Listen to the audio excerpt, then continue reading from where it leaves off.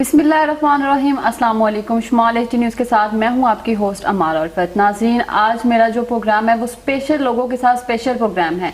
तो आज मैं उनसे बातचीत करूंगी, उनसे उनकी लाइफ के बारे में पूछूंगी कि उनकी जो ज़िंदगी है वो कैसे गुजरी है और उनको अपनी ज़िंदगी में किस मुश्किलात का सामना करना पड़ता है।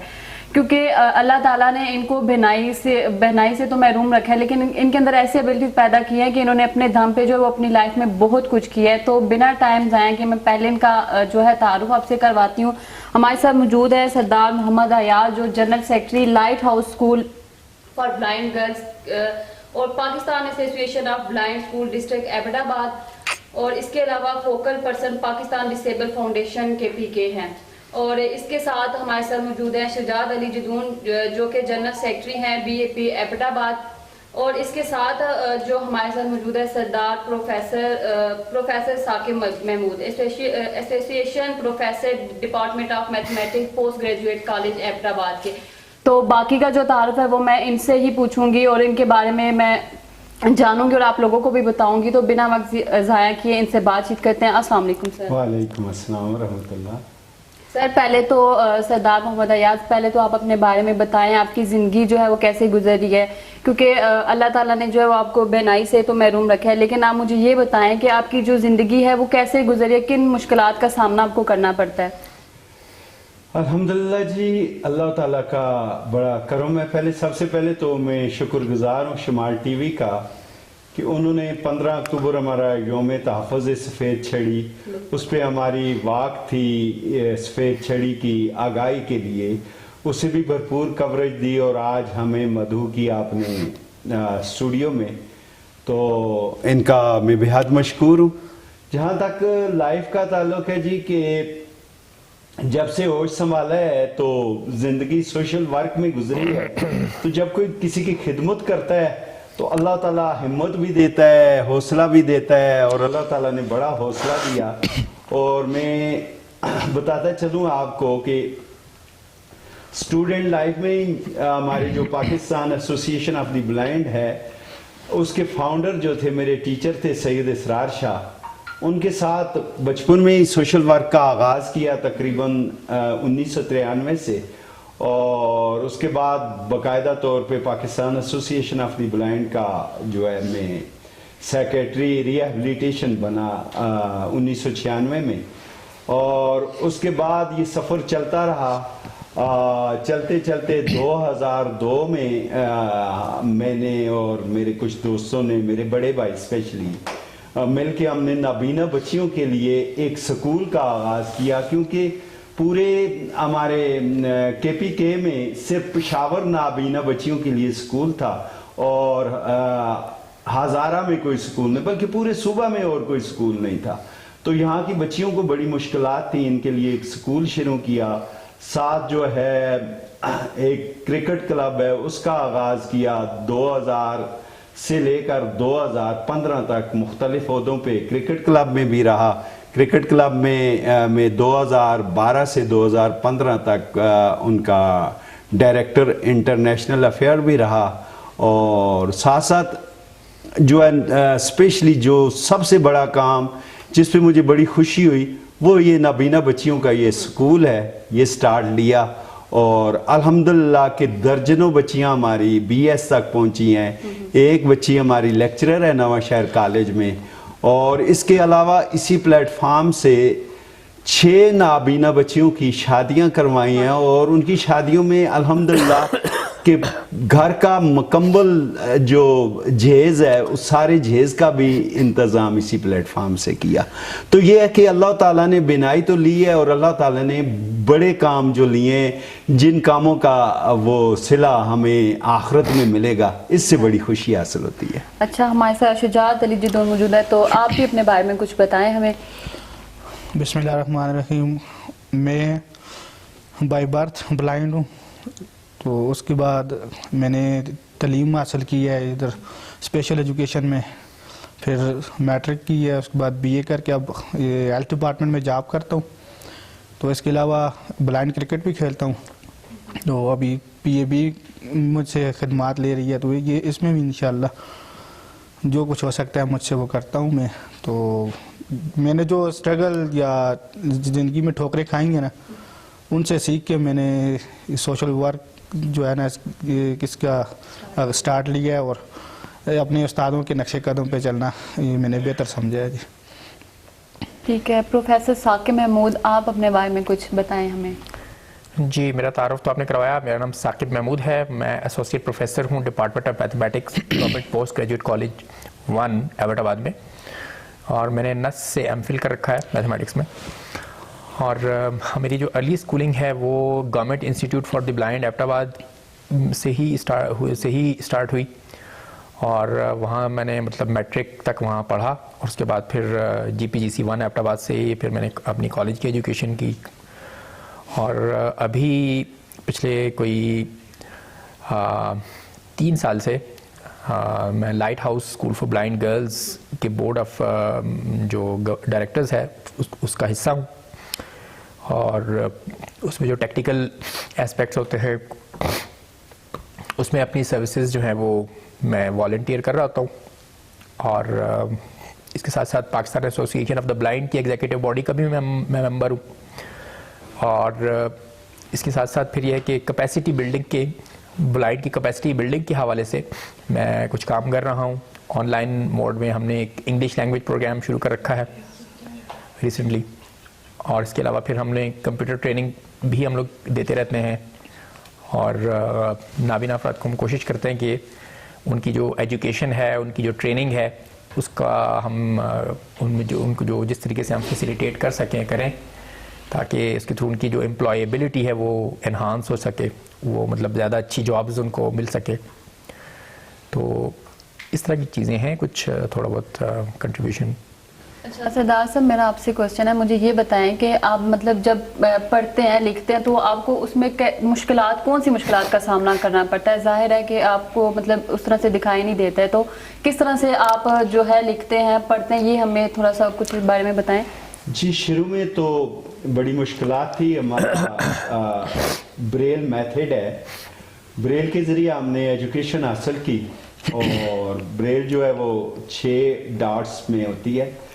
तो उसके बाद उस वक्त जाहिर है कि कंप्यूटर का दौर नहीं था जब हमने पढ़ा है, तो हम कैसेट्स में रिकॉर्डिंग करवाते थे जो भी सिलेबस होता था, तो वो सुन के याद करके फिर आउट ऑफ कोर्स हमारे साथ बोर्ड की परमिशन से हेल्पर होता था, उससे हम बोलते थे, वो पेपर तैयारी किया करता था। जी जी, जो है पेश आई होंगी साकिब महमूद और शुजात अली। जी जी, तो आप थोड़ा सा अपने बारे में बताएं कि आपको किन किन मुश्किलात का सामना करना पड़ा है। हाँ, मैंने इधर गवर्नमेंट इंस्टीट्यूट फॉर ब्लाइंड में 5वीं तक ब्रेल की तालीम हासिल की है। उसके बाद मैट्रिक में गया तो उसमें मेरा एक दोस्त था, अल्लाह उसका वो जान अच्छा करे, तो वो फोत हो गया ना, उसने BS इंग्लिश किया है, उसके बाद उसकी डेथ हो गई है। वो भी ब्लाइंड था, तो उसकी मदद से वो उसके पास कैसेट्स होती थी PFFB ऑडियो वर्ल्ड की ना, वो इस्लामाबाद से परचेज़ होती हैं, उनसे मैं सुनता और ये तैयारी करता रहा हूँ। फिर सबसे बड़ा जो इशू होता है हमारा राइटर ढूंढना। राइटर अपने से एक क्लास छोटा राइटर होता है, वो ढूंढना, फिर उसके बोर्ड से परमिशन लेनी, इसमें हमें बहुत स्ट्रगल करनी पड़ती थी। तो इस तरह करते मैंने BA तक एग्ज़ाम दिए, तो अब BA कंप्लीट कर चुका हूँ, तो अब आगे भी इरादा रखता हूँ इंशाल्लाह। अच्छा, तो ऐसा पॉसिबल नहीं हो सकता कि आपको वो लिखाने का भी कुछ ऐसा समझाते हो या सिखाते हो कि आप लोग लिख सकते हैं, या आप लोग खुद मतलब अपने हाथ से कुछ लिख सकते हैं? वो कुछ ऐसा सिस्टम? वो सिस्टम हमारा जो है ना इस तक होता है, 8वीं तक होता है ना। अच्छा। ये पंजाब लेवल में 8वीं तक स्कूल है, अब हमारा भी इधर हो गया है। पहले हमारे दौर में जो 5वीं तक था ना, वो 8वीं तक होता है, उसमें ब्रेल का ही होता है, उसमें हम खुद लिख के पेपर देते हैं।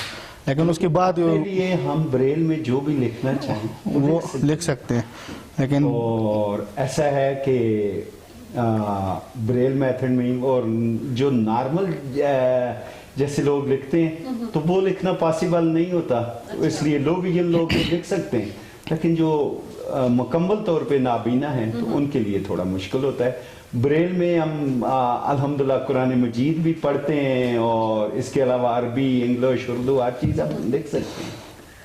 और देखें इस तरह के जो हमारे यहाँ जो इंटरनल एग्जाम्स होते हैं स्कूल के, वो तो हम लोग ब्रेल में ही देते हैं, ब्रेल में पेपर देते हैं। मतलब ब्रेल जो होता है एक टैक्टाइल रीडिंग एंड राइटिंग का एक सिस्टम है ना, जो आप छू के पढ़ते हैं, और उसके लिए स्पेशल इक्विपमेंट होता है लिखने के लिए भी, और उस डॉक्यूमेंट को हम लिख भी सकते हैं। अभी तो ये कि कंप्यूटर पे जो हम फाइल्स बना के उनके साथ जिस तरह प्रिंटर, नॉर्मल प्रिंटर होता है, उस तरह का एक ब्रेल प्रिंटर भी होता है जिसको ब्रेल एम्बॉसर कहते हैं। उसके थ्रू आप एक फ़ाइल क्रिएट करें कंप्यूटर पे बैठ के, और फिर उसको आप एम्बॉस कर लें, प्रिंट कर लें, प्रिंट आउट ले लें उसका ब्रेल में। तो अब वो भी पॉसिबल हो गया है।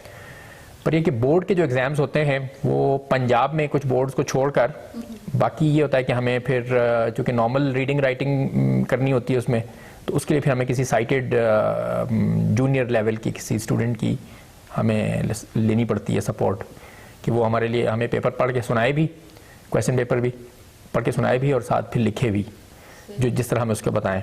अच्छा, एजुकेशन के अलावा आप लोगों को ज़िंदगी में कौन सी मुश्किलात का सामना करना पड़ता है, और लोगों की तरफ से आपको कैसी मुश्किलात मतलब फेस करनी पड़ती हैं? देखिए इस तरह होता है कि लोगों पे एक ये एटीट्यूड होता है कि मसलन हम कहीं बैठे हैं, दो लोग आपस में डिस्कशन करेंगे हमारे बारे में, लेकिन हमसे पूछ नहीं रहे होते हैं, मतलब हमें डिस्कस कर रहे होते हैं, हमारे बारे में मालूमात जो हैं वो एक्सचेंज कर रहे होते हैं एक दूसरे के साथ, लेकिन वो हमसे नहीं पूछना गवारा करते कि यार आप बताएं, अपने बारे में खुद बताएं।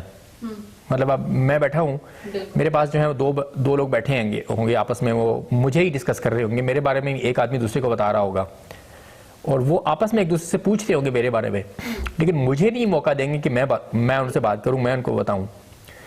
फिर इसके अलावा एक चीज़ ये होती है कि हमारे यहाँ एक जो दूसरा कॉन्सेप्ट है वो ये है कि जो मतलब अब वो काफ़ी हद तक चेंज भी हो गया है कि नाबीना लोग जो होते हैं बस वो तो ये कि मतलब हिफ्स की हद तक की हैं, मस्जिदों में वो बैठे हैं और उसी हद तक की है, लेकिन अब वो चीज़ें आहिस्ता आहिस्ता चेंज हो रही हैं with the passage of time. लेकिन अभी भी काफ़ी मतलब ऐसे केसेस हैं कि जो लोग मतलब कि उनको ब्लाइंड स्कूल्स तक एक्सेस नहीं हुई और वो बच्चे बड़े हो गए।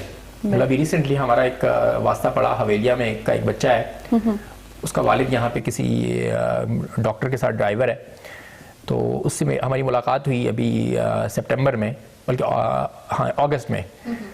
तो उसने बताया कि वो बच्चा जो है उसकी उम्र कोई 27 साल हो गई है, मगर ये कि उसको ब्लाइंड स्कूल से उसको के बारे में उसको अवेयरनेस नहीं थी। तो हमारे जो स्पेशल इदारे हैं जहाँ पे हमारी एजुकेशन होती है, ट्रेनिंग होती है, उसके वाले से अभी भी पब्लिक में उस तरह अवेयरनेस का फुकदान है। तो मतलब हमारी गुजारिश है शमाल न्यूज़ और बाकी इस तरह के जो चैनल्स हैं कि वो इस हवाले से अवेयरनेस क्रिएट करने में अपना जो रोल है वो प्ले करें, और जो जनरल पब्लिक है उनको एजुकेट करें कि जो नाबीना लोग और बाकी जो डिसेबल्ड आप हमारे लोग होते हैं प्लेटफॉर्म से मैसेज दे सकते हैं लोगों को, वो ताकि वो लोग आपसे मतलब सीखें और कुछ जो आप कहना चाह रहे हैं कि वो स्कूल बनाएं या कुछ भी ऐसा, या आप लोगों के बारे में उनके पास इंफॉर्मेशन हो, तो वो आप अपना जो मैसेज है वो उनको दे सकते हैं। देखिए हम ये पब्लिक को कहना चाहेंगे इस प्लेटफॉर्म के तवज्जुह से कि आप लोग जो हैं वो मतलब कि ये सोचें कि एक नाबीना शख्स जो है उसको बीनाई का ही मसला है, बाकी वो दिमागी तौर पे बाकी उसके सोचने समझने की सलाहियत वो उसी तरह है जिस तरह एक आम आदमी की है। तो अभी लोगों में ये होता है कि जो नाबीना अफराद से जो एक्सपेक्टेशंस होती हैं उसमें एक्सट्रीम्स का लोग शिकार होते हैं। बाद लोग तो नाबीना लोगों को बिल्कुल मलंग समझते हैं, और बाद लोग जो होते हैं वो उनको बहुत ही कोई सुपरमैन टाइप लोग समझते हैं कि ये बहुत ही ज़्यादा एक्स्ट्रा इंटेलिजेंस होगी। ऐसा भी नहीं होता है, मतलब ना तो लोग बिल्कुल ही मतलब दीवाने पागल होते हैं, और मतलब लो मेंटल कैलिबर के होते हैं, और ना ही बहुत ही एक्स्ट्रॉर्डिनरी होते हैं। हर तरह के लोग हर जगह जिस तरह होते हैं, जिस तरह साइटेड लोगों में हर तरह के लोग होते हैं, उस तरह ब्लाइंड में भी हर तरह के लोग होते हैं। तो अब ये होता है कि जो जनरल पब्लिक है उसमें बहुत लोग बहुत इंटेलिजेंट भी होते हैं, उनके पास वो अगर अपना दिमाग इस्तेमाल करें तो वो ब्लाइंड को बहुत हद तक फैसिलिटेट कर सकते हैं, उनकी कैपेसिटी बिल्डिंग कर सकते हैं, और कई लोग करते भी हैं। बहुत सारे लोग जो हैं वो बहुत हवालों से हमारे काम आते भी हैं। मगर ये कि अभी भी कई जगहों पे कई इश्यूज़ हैं। मसलन एक चीज़ जो यहाँ पे देखी जाती है कि जा बजा गटर्स जो होते हैं वो खुले पड़े होते हैं, विदाउट वार्निंग, आपको पता नहीं होता रोड के साइड पे एक कटर जो है वो खुला जा रहा है और आप रोड से गाड़ी को से बचाने के लिए साइड पे होते हैं और आपको नहीं पता चलता कि आपका पाँव गटर में चला जाता है। तो एक तो मेरी अवाम उन्नास से ये अपील है, जो लोग यहाँ पे मुख्तलिफ जिनके प्लाजे हैं, अल्लाह ने उनको इतनी सकत दी है, इतनी इस्तेदाद दी है, इतनी इस्तिताअत दी है कि वो प्लाजे बना सकें, तो आप लोग मेहरबानी करके अपने प्लाजों के सामने जो नालियाँ हैं, नाले हैं, गटर हैं, उनके गिर्द जो हैं वो पुश्ते एम्बैंकमेंट्स बनाएं या उनके ऊपर जाली लगवाएं, ताकि उसमें कोई ब्लाइंड या कोई भी दूसरा, इवन के जो एजेड लोग होते हैं वो भी जो कि मेंटली इतने शार्प नहीं होते, उनके रिफ्लेक्सेस थोड़े मतलब ढीले पड़ जाते हैं, तो वो भी इसका शिकार हो सकते हैं। तो आप लोगों से गुजारिश है कि आप इस तरह की चीज़ें, जो इस तरह की हर्डल्स हों लोगों की मूवमेंट में जो मतलब आती हैं, जिसका हम लोग ख़ास तौर पे शिकार होते हैं आते जाते में, तो उन हर्डल्स को प्लीज़ आवाम से गुजारिश है कि वो उनको ख़त्म करने की कोशिश करें, कि हमारे जो रास्ते हैं वो साफ़ हों और क्लियर हों और जिसमें हमारे जैसे लोग जो हैं वो ईज़िली आ जा सकें। अच्छा, मुझे स्पोर्ट्स के हवाले से बताएं और गेम के हवाले से, जैसे शुजात अली आप तो क्रिकेटर हैं, तो आप मुझे ये बताएं कि अब यहाँ तक कैसे पहुंचे और आप क्रिकेट खेलते कैसे हैं? हमारी जो होती है बाल, उसमें ये लोहे की छोटी छोटी गोलियां होती हैं ना, मोती टाइप, वो तकरीबन 15-16 दाने उसमें पड़ के हार्ड प्लास्टिक में ये बाल तैयार होती है। तो इसका फिर अंदर वो साउंड सा बनने लग जाए, जिधर मूव करती है ना बाल, जिधर जाती है वो शोर होता है उसका ना, उसकी आवाज़ पे फिर हम जाते हैं बाल के पीछे। आप लोगों के लिए मुश्किल नहीं होता है? नहीं, ये तकरीबन ऑलमोस्ट साइडेड की तरह ही काम होता है, सिर्फ हमने अंडर आर्म खेलना होता है और हमारा जो विकेट कीपर होता है उसे स्ट्रांग होना चाहिए ना, तो वो फिर उसकी गाइडेंस पे हम बाल फेंकते भी हैं। तो फिर शॉट्स जो खेलते हैं उसके लिए भी हमें अंपायर्स भी होते हैं साथ, रनर जो होता है वो गाइड करता है। तो इसके अलावा कोई और गेम्स जिसमें इसके अलावा मैं जो करता हूँ, मैं रनिंग भी करता हूँ। ये हमारा Darakhtabad road running and hiking club अभी 3-4 साल हुए रजिस्टर्ड हो चुका है। इसकी हेल्दी एक्टिविटीज़ में वो उनका पेज भी है, आप उस पर भी जाके देख सकते हैं। तो मैं हाइकर भी हूँ, मैंने ये रिसेंटली मीरा जानी मुशपूरी और अभी ये पिछले इतवार को इधर आपने नाम सुना होगा, ये मनसरा से आगे एक जगह बलेजा मेडोस, वो तकरीबन 5-1 घंटे की हाइक है, वापसी का छोड़ के वो मैंने लगातार की है। भी आपको किसी की जरूरत पड़ती है? आप जी, लोग इसमें बस गाइड की जरूरत पड़ती है, थोड़ा सा वो आगे चलते हैं तो उसका हाथ पकड़ के उसकी मूवमेंट पे अंदाजा हो जाता है ना, कहाँ से उसने स्टेप उठाया, कहाँ से नीचे रखा, ये वो इस तरह हो जाता है। तो आप दोनों भी मुझे बताएं कि कोई गेम्स में, मतलब ये स्पोर्ट वगैरह में आप लोग भी हैं? जी, ब्लाइंड का जो है वो क्रिकेट तो हमने खेली है, मतलब मैंने अपना जो पहला क्रिकेट मैच खेला था वो 1987 में खेला था। और उसके बाद फिर एबटाबाद जो ब्लाइंड क्रिकेट क्लब है उसमें भी इसका भी हम लोग हिस्सा रहे हैं। अब ये कि थोड़ी सी ब्लाइंड क्रिकेट जो है वो थोड़ी सी मतलब उसमें मिलावट कह लें आ गई है, तो अब हम साइड पे हो गए। तो इसके अलावा जो है ब्लाइंड की गेम्स में चेस, ब्लाइंड का चेस भी होता है, मतलब उसमें थोड़ा बहुत हमने वो भी खेली है। और बाकी जो है वो मतलब कई इस तरह के गेम्स हैं जो कि मतलब उस तरह इंटरनेशनली रिकग्नाइज स्पोर्ट्स तो नहीं है, लेकिन वो हम खेल रहे होते हैं, खेला करते थे स्कूल के दौर में। और मतलब वो बड़े एंटरटेनिंग होते थे। जिस तरह आप लूडो हो गई, इस तरह की चीजें, ये भी हमारी ब्लाइंड लूडो भी होती है, लूडो भी है, इसी तरह की लूडो होती है जिस तरह नॉर्मल लूडो होती है। तो वो आप लोग कैसे खेलते हैं? उसमें जो छक्का होता है ना, सिक्सर जो होता है, उसके ऊपर डॉट्स बने होते हैं ना, उनसे जज हो रहा होता है कि ये कौन सा मतलब स्कोर आया है।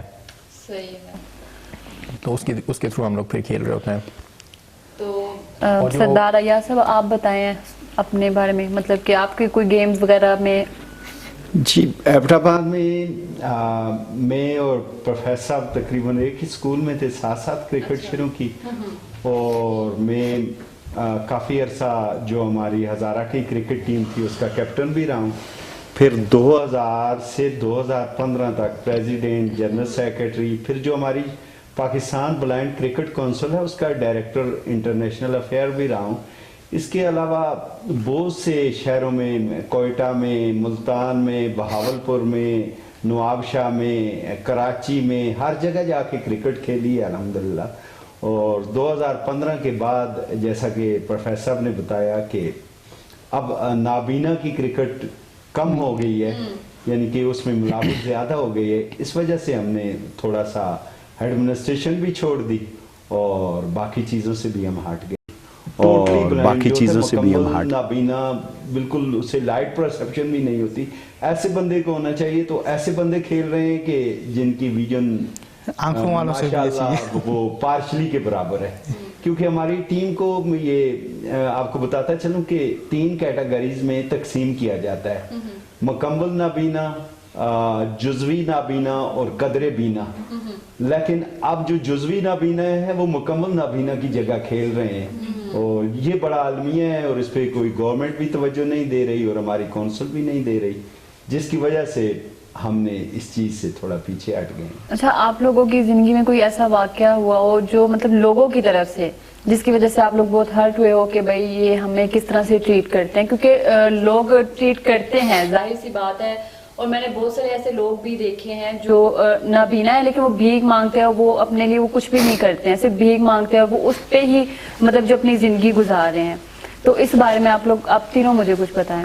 देखिए, ऐसा है कि हमारी तो कोशिश ये होती है कि हर जगह बहुत से ऐसे वाकयात हैं, जैसे प्रोफेसर साहब के वाकये से लिंक करूं कि हम हॉस्पिटल में जाते हैं तो डॉक्टर पूछता है जो साथ होता है कि इन्हें क्या तकलीफ है।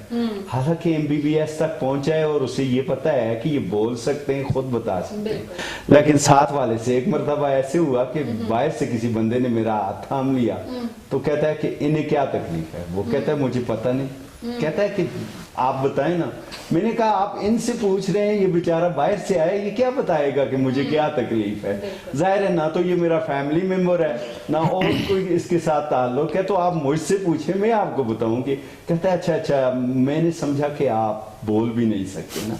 मैंने कहा सर, जब मैं बैठा हूं आपको सलाम किया है तो बोल सकता था, तो आपको सलाम किया है मैंने।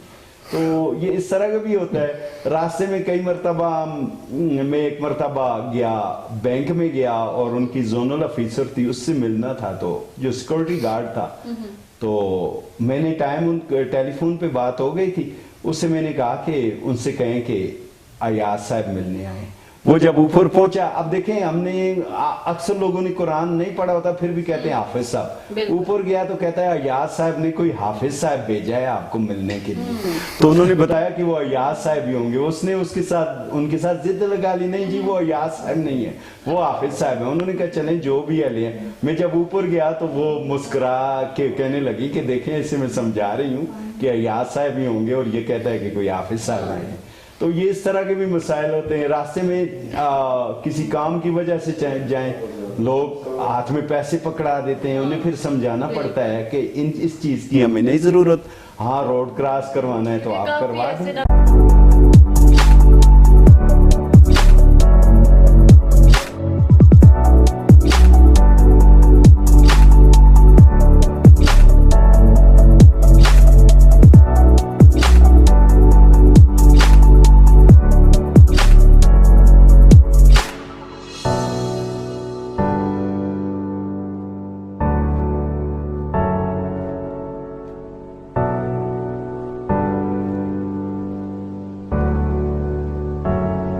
नाबीना लोग हैं ना, वो जो मैंने ऐसे बात की आपसे कि वो नाबीना है, वो भीख मांगते हैं, उनका और कोई नहीं है, वो भीख मांग के अपना गुजारा कर रहे हैं।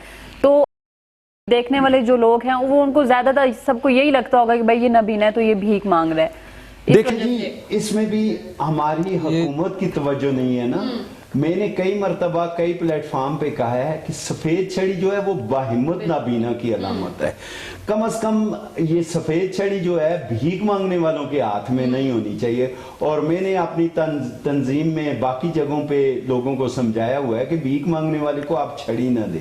अगर वो छड़ी भी लेते हैं तो उसका कोई सुर्ख रंग रख लें, कोई और कलर हो जाए, लेकिन सफेद ना हो। सफेद छड़ी बाहिम्मत नाबीना की अलामत है। और सफेद छड़ी जिसके हाथ में देखें और उसे वो भीख मांगने वाला ना समझे, और वो ऐसा शख्स होता है कि उसकी सिर्फ माजूरी होती है, लेकिन उसकी माजूरी उसकी मजबूरी नहीं बनती।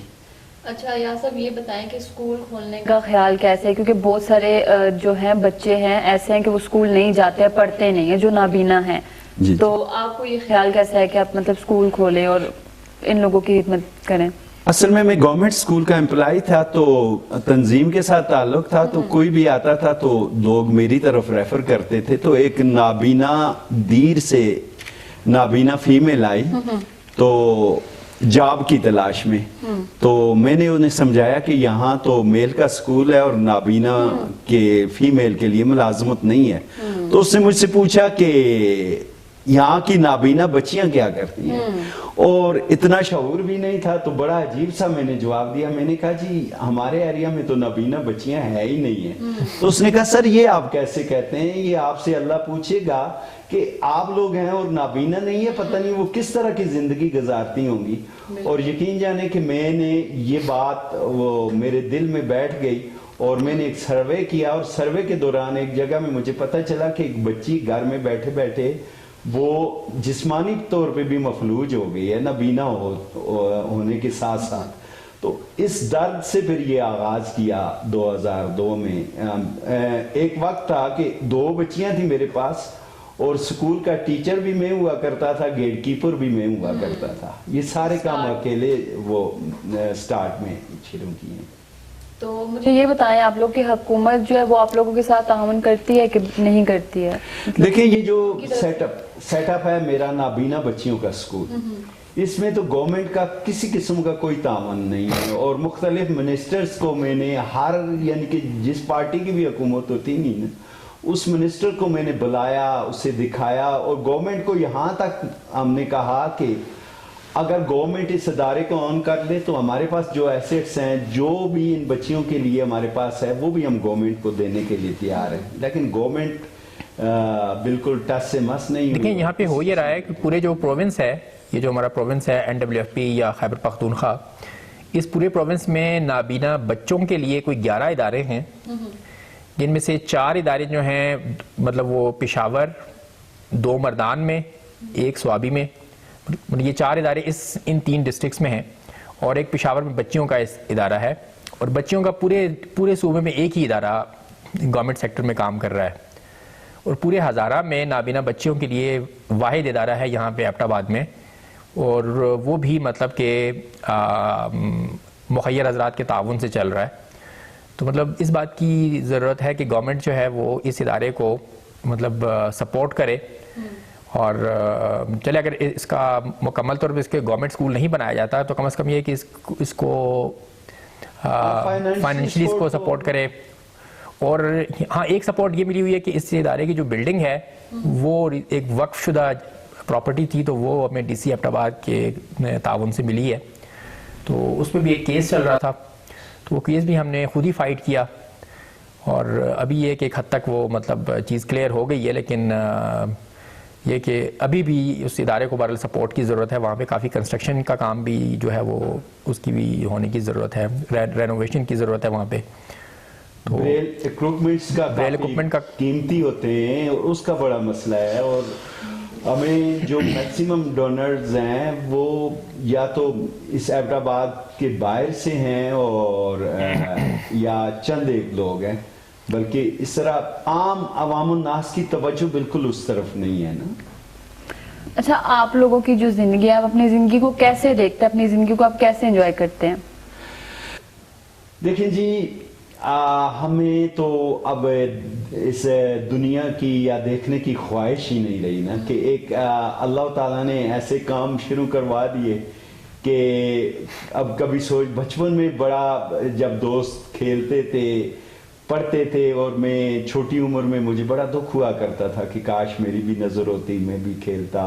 वो दूर दूर कोई इस तरह के नज़ारे वो बताते कि फलां जगह पे वो फलां चीज़ नज़र आ रही है, तो ये मुश्किलात होती थी। लेकिन अब तो इस चीज़ को भूल चुके हैं हम। और क्योंकि मैं पढ़ रहा था तो मैंने एक हदीस कुदसी थी जिसका तर्जुमा ये था कि अल्लाह ताला जिसकी दुनिया में बीनाई ले लेता है तो आखिरत में उसके बदले में अल्लाह ताला उसे जन्नत देता है। तो मुझे तो बड़ा खुशी महसूस हुई, बड़ा रश आया अपने आप पे कि अल्हम्दुलिल्लाह ये तो चंद रोज़ा ज़िंदगी है, गुजर जाएगी, और आखिरत तो अल्लाह ताला हमारी बेहतर करेगा। तो हम तो हमेशा, मैं तो स्पेशली मैं आखिरत का ही सोचता हूँ। अच्छा, आवाज तो आप लोगों को ठीक है, जो बाकी मतलब आपके रिलेटिव्स हैं, आपकी फैमिली वाले, उनकी आवाज तो आप पहचान लेते हैं, लेकिन आप लोग उनको महसूस कैसे करते हैं कि कौन मतलब कौन है और कौन कौन है, मतलब कि आपकी अगर माँ है, आपके बाप हैं, भाई बहन है, तो वो आप उनको कैसे फील करते हैं? देखिए, कुव्वत सामिया से, सुनने से, समाज से ये सारा होता है कि हमें पता चलता है कि वो उनकी बोल चाल से ही हमें पता चलता है कि इस तरह की मेरी अम्मी है, इस तरह का मेरा बेटा है, इस तरह की मेरी बीवी है। तो उनके जो बोलने का तरीकाकार है उसी से ही आइडिया होता है। बाकी दोस्तों का भी इसी हिसाब से होता है कि देखिए, आप ये समझ लीजिए ना कि जो आप जो है, जहाँ पे आपके पास बीनाई है ना, तो हमारे पास ये होता है कि या तो बीनाई नहीं है या फिर ये कि मतलब जुज़वी तौर पे हम लोग बीना हैं। तो हम लोग ये करते हैं कि अपनी जो बीनाई का मुतबादिल जो है वो फिर हमारे जो दूसरे हवास होते हैं उनको हम बनाते हैं। मतलब जहाँ हमें बीनाई से हमें मतलब मदद नहीं मिलती है दुनिया का इदराक करने की, तो वहाँ फिर हम अपने जो दूसरे हवास हैं, मतलब हवास खमसा में से जो बाकी 4 हवास हैं और जो अपनी सोचने समझने की सलाहियत है, फिर उसको हम फिर काम में लाते हैं। मामला पहले थोड़ा सा नजर थी ना मेरी, अच्छा, तो मैं उस हिसाब से कुछ अपने चेहरे घर वालों के शिनाख्त, वो वाली शिनाख्त है मेरे दिमाग में, इस तरह का चेहरा था। तो अब जैसे जैसे नजर अब जा रही है ना, अब तकरीबन ऑलमोस्ट 3% रह गई है ना 100 में से। तो बास जगह पे कोई दोस्त वगैरह मेरे साथ इस तरह लगाते हैं ना, आके कोई शुगर लगा देते हैं, खड़े हो जाते हैं आगे ना, पहचानोगे तो छोड़ेंगे उनको। फिर हाइट से किसी की परफ्यूम वगैरह कोई कौन सी पहनते हैं, ये चीजें भी होती है ना, बड़ी मैटर करती है। ये भी बड़ी मैटर करती है। परफ्यूम से कर लिया, हाइट से कर लिया, आवाज से, इस तरह भी हम पहचान लेते हैं। तो वो 4-5 साल बाद भी वो मुझे मिले, वो भी मुख्तलिफ रेडियो टेलीविजन प्रोग्रामों के होस्ट हैं। तो वो जब मुझे मिलते थे तो मैं जो वो परफ्यूम इस्तेमाल करते थे उससे उन्हें पहचान लेता था कि भाई ये फलान शख्स है। वो कहते थे बताओ मैं कौन हूँ, मैं बता देता था आप फलां है। तो ऐसा भी होता है कि परफ्यूम से भी, हाथों से, कि वो जब हाथ मिलाते हैं तो उसका एक आइडिया हो जाता है कि ये फलां शख्स है।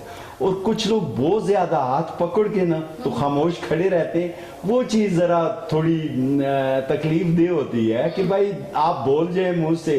अब हर वक्त हर बंदे को तो हाथ से नहीं पहचान सकता ना बंदा, तो ये इस तरह का भी तरीकाकार होता है। अच्छा, मैं आप लोगों से क्वेश्चन करना चाहती हूँ, मुझे नहीं पता करना चाहिए कि नहीं, लेकिन मैं करना चाहती ताकि मुझे पता चले। जरूर। कभी आप लोगों को ख्वाब मतलब आया हो और आप लोगों ने ऐसा मतलब ख्वाब में देखा हो कि आपकी फैमिली मेंबर जो वो कैसे हैं, दिखने में कैसे हैं, जहाँ पे आप रह रहे हैं, जो जहाँ पे आप जाते हैं, वो चीज़ आपके ख्वाब में मतलब आई हो कि ये जगह कैसी है, इस बारे में मुझे कुछ बता दें। लेकिन ऐसा है कि ये ख्वाब होते हैं ना, मतलब ख्वाब जो होता है, ये देखना, जो देखने की जो टर्म इसके साथ यूज होती है ना, ये एक जबान इसे कहते हैं, मतलब इसको आप कहेंगे रोजमर्रा कि ख्वाब देखा।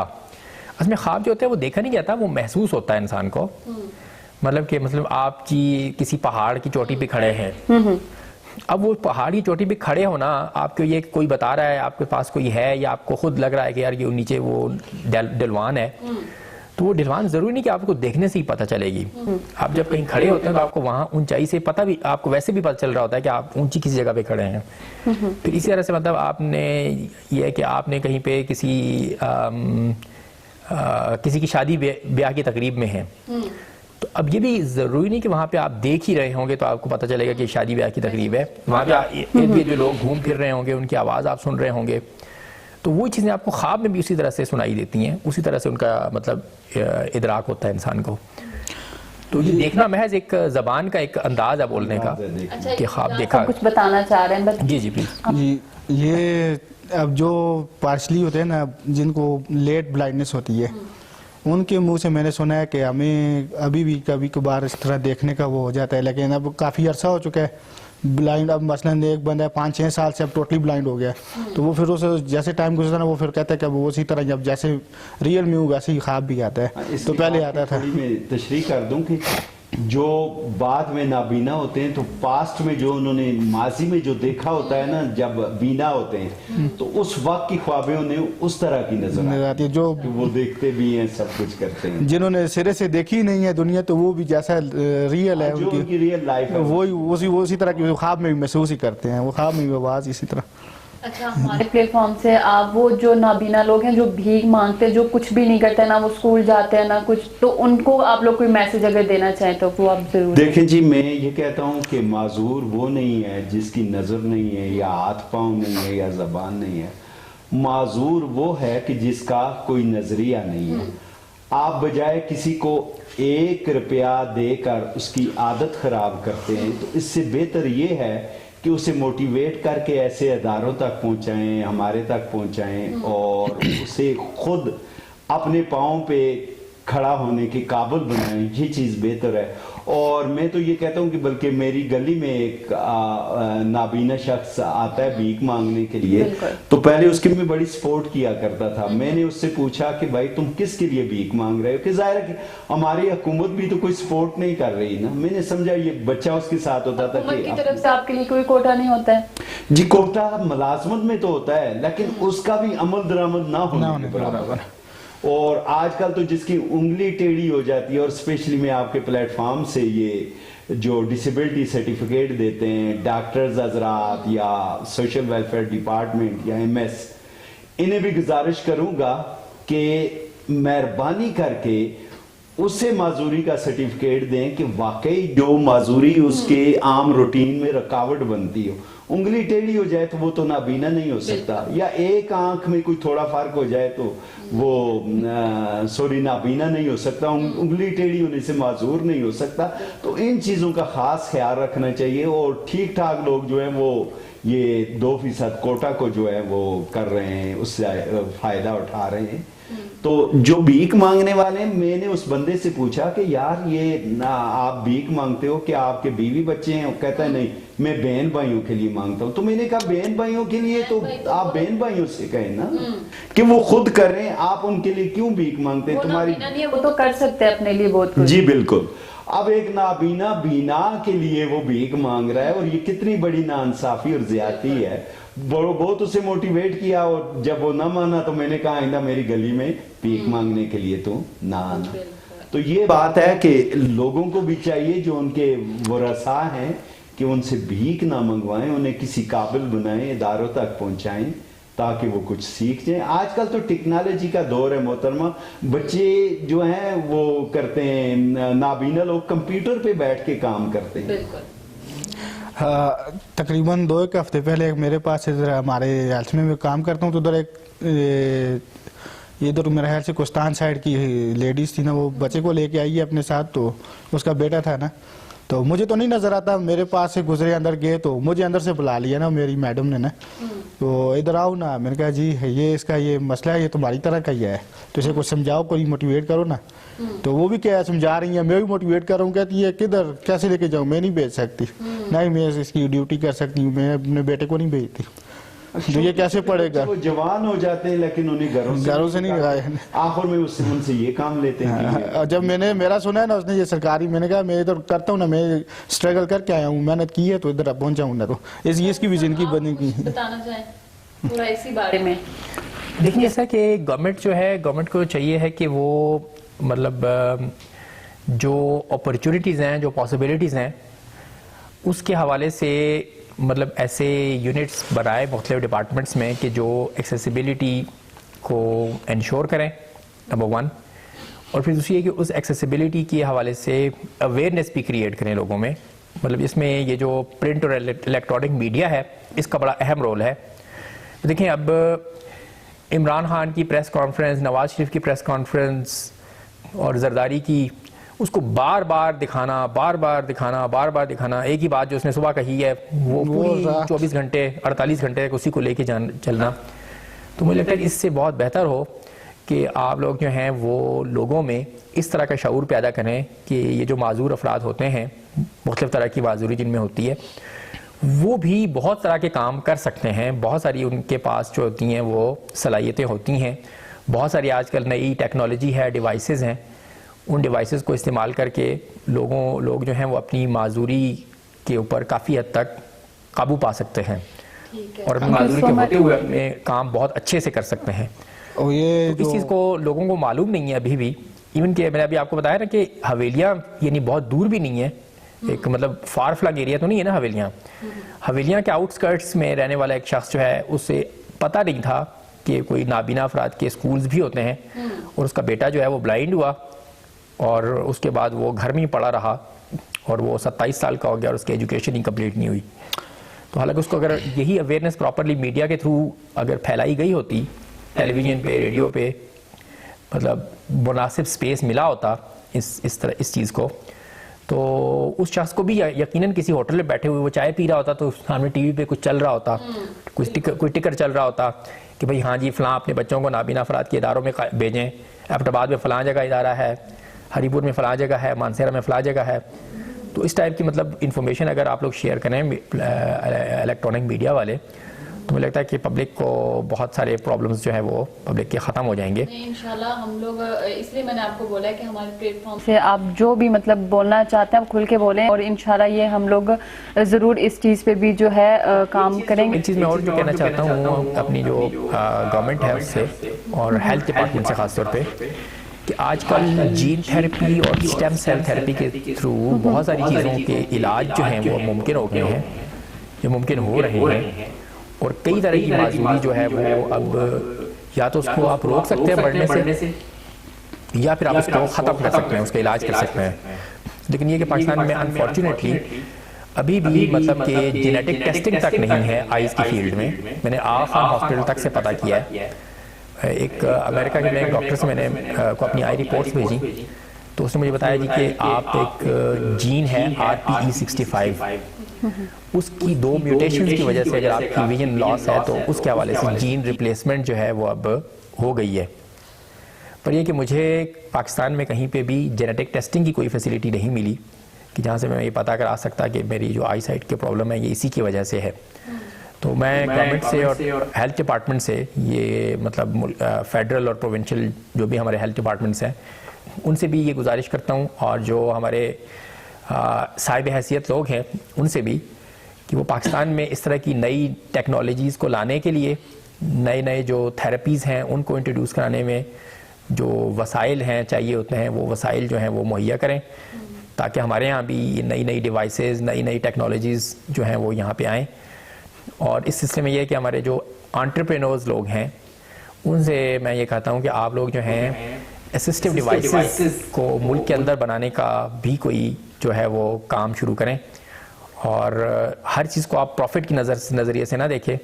मतलब चलें अगर प्रॉफिट थोड़ा कम भी इसमें हो जाए, क्योंकि ज़ाहिर है इसमें ऑडियंस इतनी नहीं होगी जितनी कि जनरल उसमें होती है, तो अगर प्रॉफिट थोड़ा कम भी हो जाए तो भी आप लोग जो है थोड़ा सा एक सोशल सर्विस के पॉइंट ऑफ व्यू से असिस्टिव डिवाइसेस को मुल्क के अंदर बनाने के हवाले से कोई फैक्ट्रीज़ लगाएं, कोई कारखाने लगाएं, ताकि हमें बहुत सारी जो डिवाइसेस हैं जो कि बाहर से हम अफोर्ड नहीं कर सकते, नहीं मतलब उनको मंगवा सकते, तो वो हमें यहाँ पे दस्तयाब हो सकें और उनकी वजह से हमारी जो ज़िंदगी है वो सहल हो सके।